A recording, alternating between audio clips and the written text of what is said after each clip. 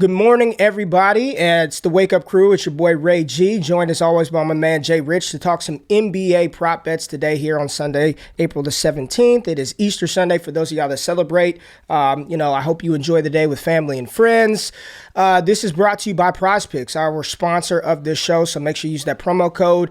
Get up to 100% deposit match for first-time depositors. So make sure you put in that promo code Wake Up and get in on the NBA playoff action. We saw some UFSL, USFL, whatever the hell it's called. We had some football on yesterday, Jay. I did not dive into that prop world. We are not ready for that. But we did have some interesting takeaways last night. You know, some of the plays that we talked about yesterday. Siakam over par, didn't hit.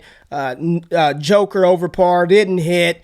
Who else did you have? We had somebody else. Aaron Gordon was the other one. Aaron Gordon was god awful. Nice.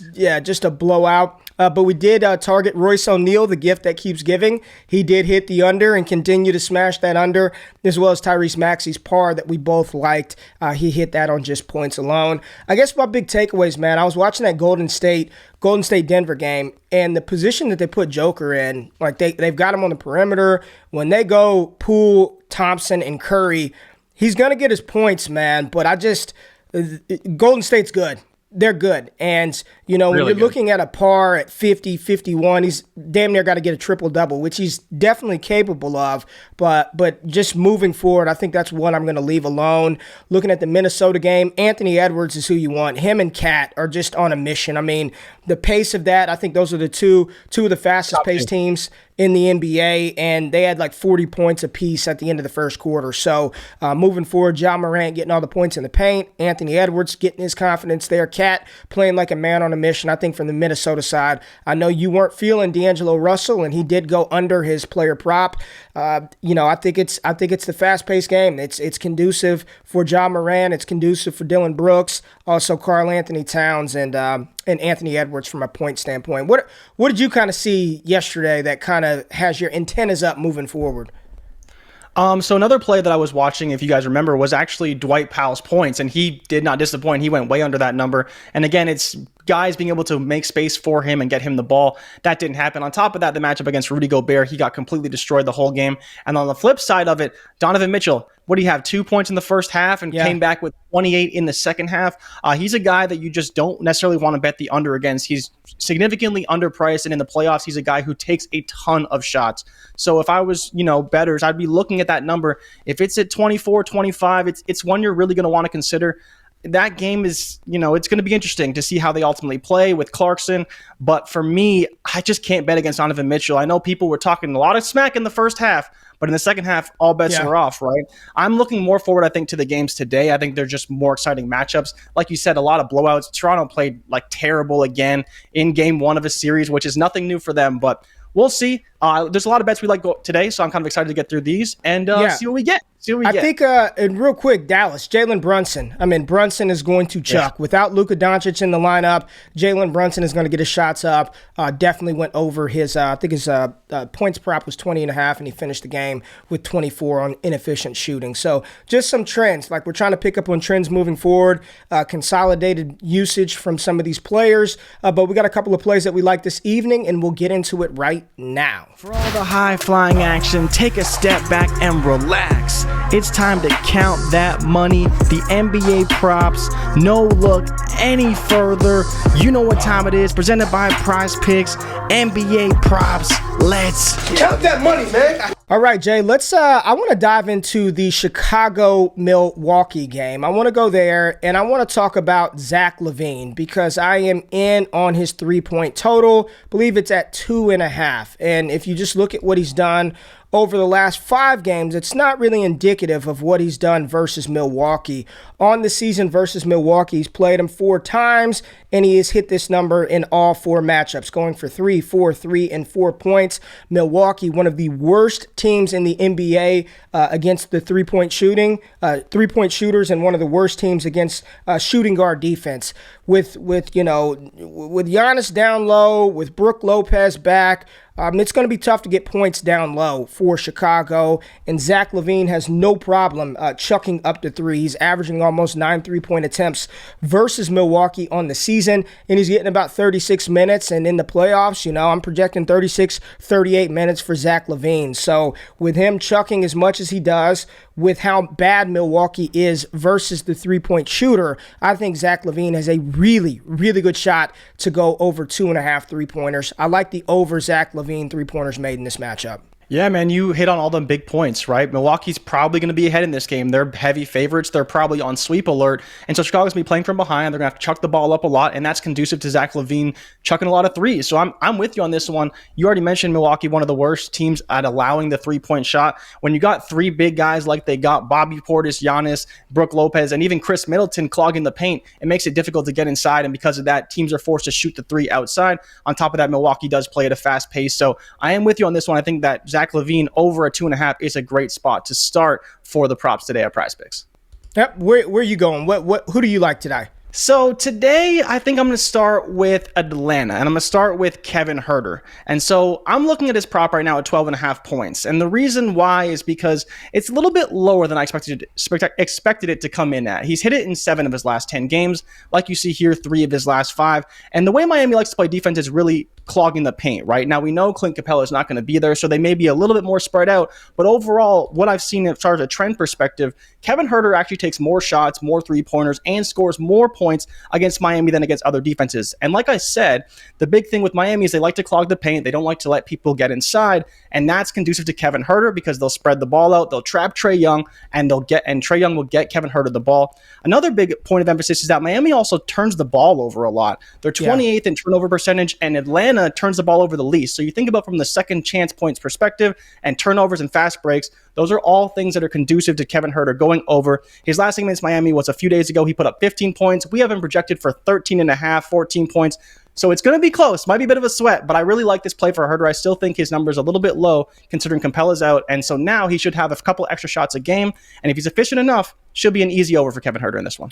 Yeah, I like this one a lot, man. Looking at Kevin Huerter again versus Miami this season, he's hit this number three or four times. So 75% versus Miami with a high of 21, a low of 7. That was back in January. Over the last 5 games, he's only playing 25.5 minutes, but versus Miami, he's over 30 minutes. No Capella. You could probably add a couple of extra minutes on there for Kevin Huerter. If Miami does decide to take the approach of blitzing Trae Young, he's going to have to get the ball out of his hands. Kevin Huerter, Bogey might have some big games for Atlanta, so I do like this play, Jay. Just a little concerned about the defensive matchup because Miami is so good, but somebody's got to score. And again, the same thing we talked about with Chicago versus Milwaukee.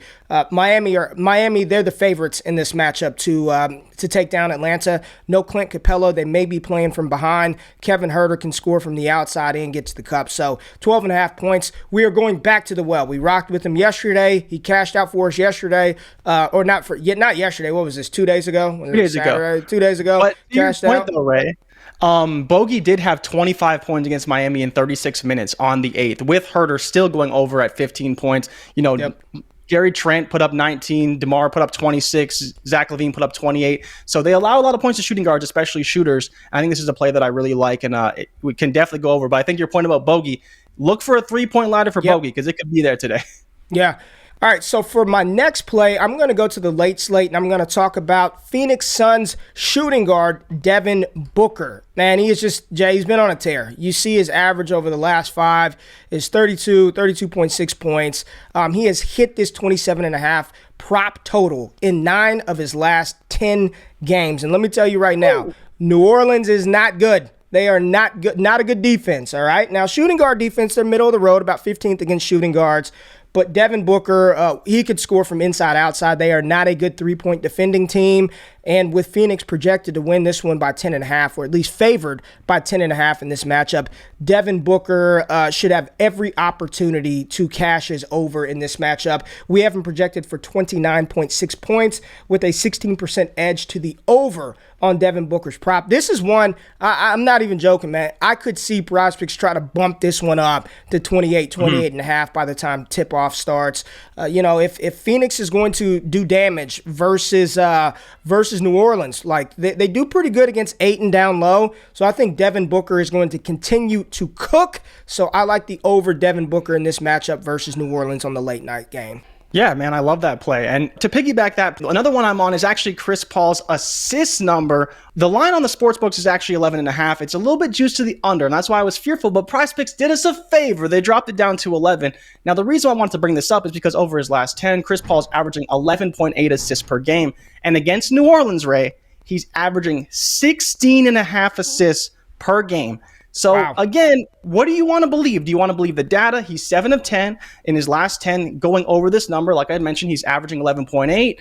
You'd think Booker is good for 30 tonight. I think if Booker goes for 30, that probably means Chris Paul is getting that number. But again, like we mentioned, Phoenix is favored by 10 points. There's a little bit of a blowout alert here, so he may not get all the way there. And one of the things I did see when looking deeper into Chris Paul's numbers, he doesn't hit this number a lot in the playoffs for whatever reason. In the regular season, he gets a ton of assists. In the playoffs, those numbers seem to dip just a little bit. So again, this is a little bit of a high number, but at 11, I would be considering it in some of my plays. I think it's a good play. And more importantly, that history against New Orleans this year, 16.5 dimes. The point guard's going to be dishing it today in Phoenix. So I like this play a little bit. I wouldn't go all in on it. Not a core play, but I like it for sure. Yeah, I think to your point, if Devin Booker is going to get his 27, 28, 30 points, we've just got to assume Chris Paul is going to assist on at least 4 of those, right? He's going to get 4 off of that easily. You've got Mikal Bridges, and I just want to talk about Bridges real quick because our model loves Mikal Bridges, right? His par over 20.5. Bridges has just been money, man. Bridges has been really good. We've got him projected for 21.7 points with a 6% edge to the over on his par. He's averaging about 19.7 over his last 10. And then, the minutes, man, what I love about Bridges and why I think this is so obtainable, given, hopefully Phoenix doesn't blow him out, is he's playing damn near 40 minutes a game. And if you're given the player who goes hard, on both ends of the court, offense and defense, I believe 20.5 is well within range for him. But I want to talk about my final play that I really do like, and I'm struggling because he's the best player on the planet, and they're playing against the best defense on the planet in Boston. But it's Kevin Durant's assist at 6.5, and I like this number. He has been on an assist tear right now, and we know that Kyrie Irving is going to do his best, his damnedest, to show up Boston in this matchup. But Kevin Durant has just been money. Versus Boston, he's averaging about 8 assists a game. Over his last 5 games, he's averaging 10 assists. Again, Boston, top defense in the NBA versus the small forward and assist allowed. But Kevin Durant, when he's getting 11, 16, 11, 7, 5, 3, 11, 5, 7, 5 over his last 10, I think the Slim Reaper is going to do everything possible in this matchup. He's going to use his full range of his moves and inventory, and I like 6.5 assists for Kevin Durant in this matchup. Yeah, like you said, it's a very attainable number, but I think more importantly, we have to see how does Boston play him, right? Yeah. Because we've seen in the regular season, as soon as he gets across half court, he gets blitzed with 2 defenders. They double him right at half court, and that's what's helping him get some of these assists. He just dishes it out, they move the ball, they spread it around, and then KD finds the guy who's open. But are they going to do that in this matchup, or do they choose to play him more play straight up, and really force Kevin Durant to make plays outside of just shooting the ball? Because more importantly, I think that they have 2 players that can switch on Durant. Not to say they're going to stop him, not to say they're going to limit him fully, but I think between Tatum and Brown, those are 2 guys that can really play Durant hard and play him well in this series. So I'm curious, do they double him? Do they make that load a little bit lighter on those defenders and focus in more on Kyrie? Because we've talked about, do we think Durant can go over in his points, Kyrie go over in his points? But the problem for me is that I believe KD can score over anybody on Boston, but I know that Kyrie's going to have his hands full with Marcus Smart. A little bit of a revenge game, too, for Kyrie, so don't forget that aspect of it. I don't know if you ever saw the video of Kyrie stomping on the Celtics logo the last time he was there when they won. So there's definitely some animosity there. And like you said, Kyrie's going to be chucking it up. But KD over 6.5 assists, the way he's been playing right now, I really like this number for KD.